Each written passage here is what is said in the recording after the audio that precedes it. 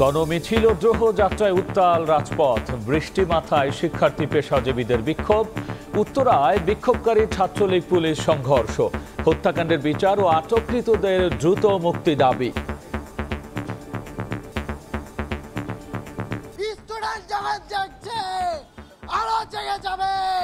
আপনি আর রক্তের পরীক্ষা নেন না, নয়তোবা দাবি ছাড়া আমরা কি করে যেতে পারি?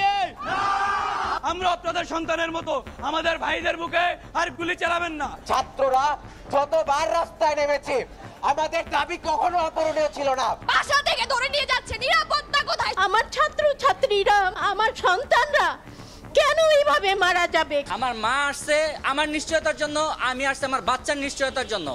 খুলনায় বিক্ষোভকারী পুলিশের সংঘর্ষ।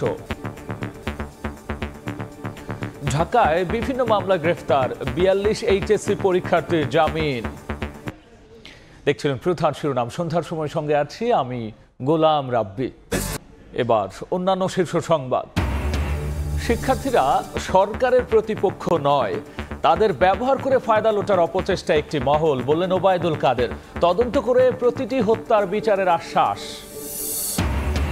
এবার মোবাইল নেটওয়ার্কে বন্ধ ফেসবুক, টেলিগ্রাম। অপপ্রচার ঠেকাতে ব্যর্থতা ও ইন্টারনেট সেবা ব্যাহতের দায় নিয়ে ক্ষমা চাইলেন তথ্য প্রযুক্তি প্রতিমন্ত্রী।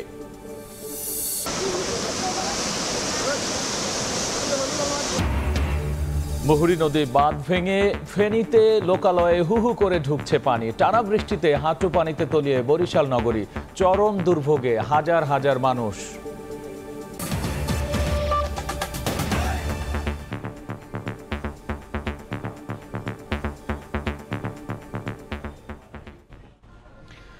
বৈষম্য বিরোধী ছাত্র আন্দোলনকারীদের ডাকে গণমিছিল ও দ্রোহ যাত্রায় উত্তাল রাজপথ। জুমার নামাজের পর সায়েন্স ল্যাব থেকে মিছিল বের করে বিক্ষোভকারীরা।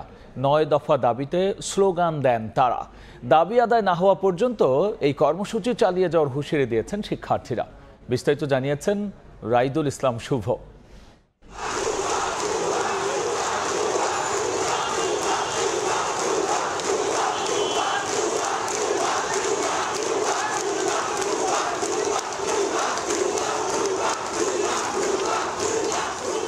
বৈষম্য বিরোধী ছাত্র আন্দোলনের পূর্ব ঘোষিত কর্মসূচির অংশ হিসেবে আজকে দুপুরে জুম্মার নামাজের পর থেকে ঢাকা কলেজ, সিটি কলেজ এবং এর পার্শ্ববর্তী যে সকল কলেজগুলো রয়েছে, শিক্ষা প্রতিষ্ঠানগুলো রয়েছে, সেখানকার শিক্ষার্থীরা প্রথমে সায়েন্স ল্যাব এলাকায় কিন্তু জড়ো হওয়া শুরু করে। দুপুর 2টা থেকে 4টা পর্যন্ত কিন্তু সায়েন্স ল্যাব এলাকায় অবস্থান করেন এবং দফায় দফায় স্লোগান দেন। তাদের যে দাবি, সে দাবিগুলো আসলে তুলে ধরেন। পাশাপাশি গ্রেফতারকৃতদের যেন ছেড়ে দেওয়া হয়, নিরপরাধ যারা রয়েছেন তাদেরকে যেন ছেড়ে দেওয়া হয়, সেই বিষয়টি বারবার তাদের দাবিতে উঠে এসেছিল। এবং সেখানে প্রায় 2 ঘন্টা অবস্থান করার পরে কিন্তু তাদের যেই মিছিলটি আর কি, সেটি শাহবাগের দিকে অগ্রসর হতে থাকে এবং শাহবাগে গিয়ে তাদের সকলে মিলে গণমিছিলটি সেখানে গিয়ে প্রায় দীর্ঘ 1 ঘন্টা অবস্থান করে এবং সেখানেও স্লোগান দিতে আমরা দেখতে পেয়েছি।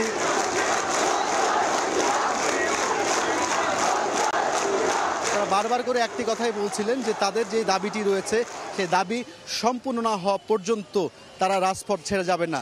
9 দফার 1 দফা যদি না কমপ্লিট হয় আমরা এই রাজপথ ছেড়ে যাব না।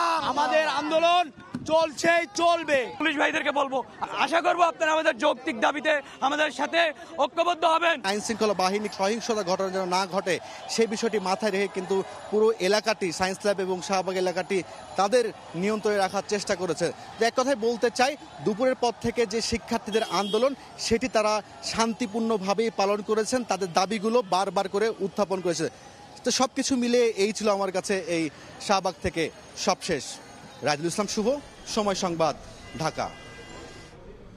এদিকে কোটা সংস্কার আন্দোলন ঘিরে রণক্ষেত্রে পরিণত হয় রাজধানীর উত্তরা। বিক্ষোভকারীদের সঙ্গে ছাত্রলীগ ও পুলিশের ধাওয়া পাল্টা দেওয়া হয়। এ সময় আহত হন বেশ কয়েকজন। উত্তরার পরিস্থিতি জানাচ্ছেন তাজওয়ার মাহমুদ।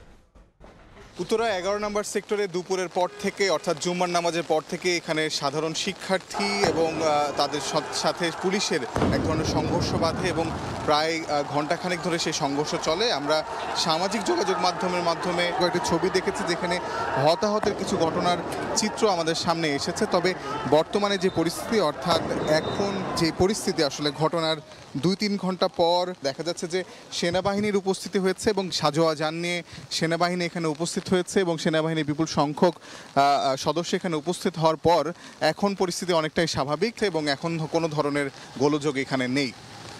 উত্তরা থেকে তাজওয়ার মাহমিদ, সময় সংবাদ, ঢাকা। বৈষম্য বিরোধী ছাত্র আন্দোলনের সংহতি জানিয়ে জুমার নামাজের পর রাজধানীতে বিক্ষোভ মিছিল করেছেন মুসল্লিরা। এ সময় গণগ্রেফতার বন্ধ, সব হত্যাকাণ্ডের বিচার সহ আটক শিক্ষার্থীদের মুক্তি জানান তারা।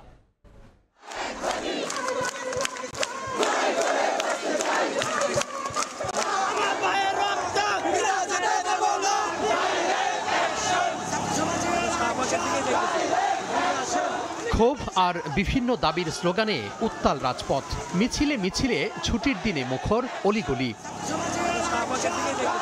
শুক্রবার জুমার নামাজের পর জাতীয় মসজিদ থেকে বিক্ষোভ মিছিল বের করেন ছাত্র জনতা। সাম্প্রতিক সময়ে কোটা আন্দোলন কেন্দ্র করে সাধারণ মানুষ, শিক্ষার্থী সহ নানা পেশার মানুষ নিহতের ঘটনায় বিক্ষোভ স্লোগান দেন মুসল্লিরা।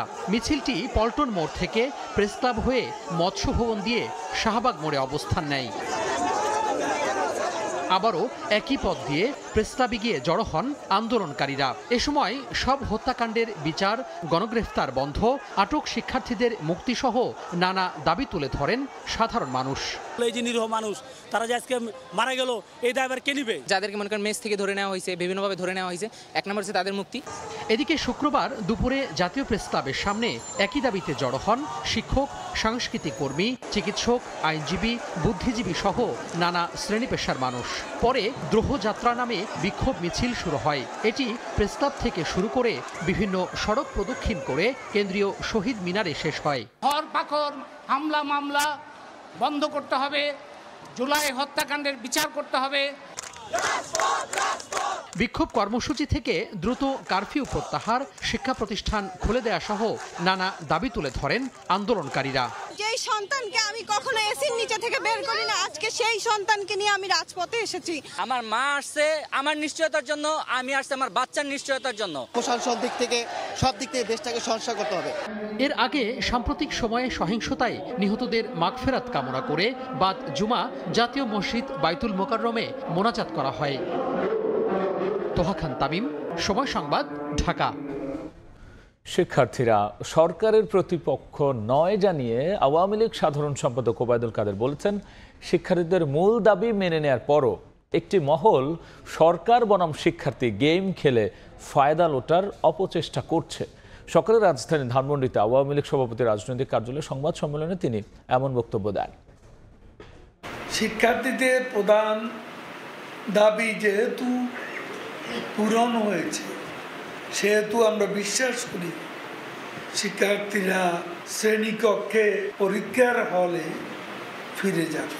ব্যক্তিগত মতের প্রতি শ্রদ্ধা জানাই, কিন্তু তাদের মতামত প্রকাশের সুযোগকে কাজে লাগিয়ে তৃতীয় কোনো স্বার্থান্বেষী মহল যেন উস্কানি সৃষ্টি করে কাজে ব্যবহার না করতে পারে, সে বিষয়ে সকলকে দায়িত্বশীল হওয়া উচিত।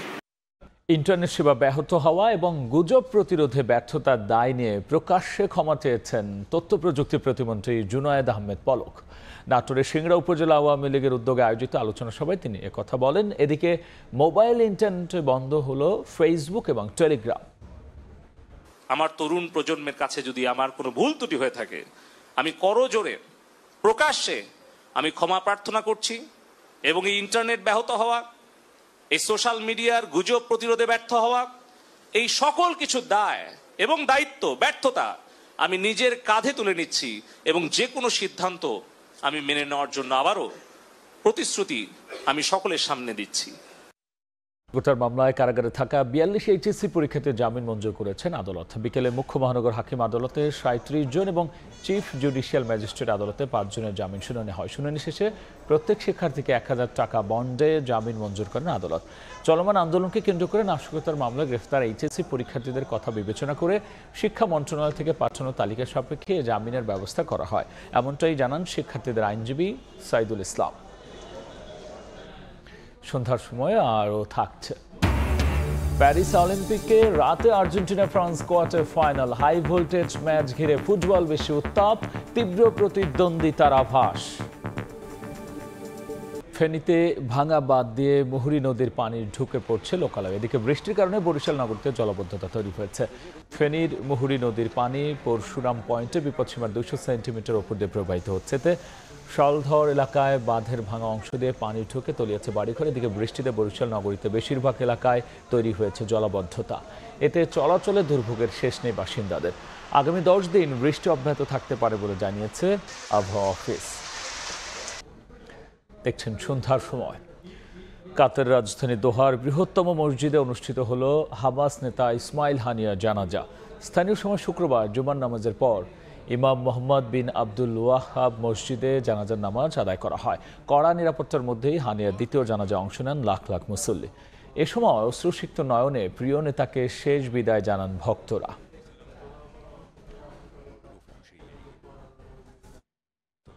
এই ছিল আমার কাছে থাকা সন্ধ্যার সময়। এরপর জনপদের সময় নিয়ে যুক্ত হবেন সহকর্মী মাকসুম আলম খান। রাব্বি, ধন্যবাদ আপনাকে। জনপদের সময়ের আয়োজন নিয়ে ফিরছি কিছুক্ষণ পর, সঙ্গেই থাকুন সময়।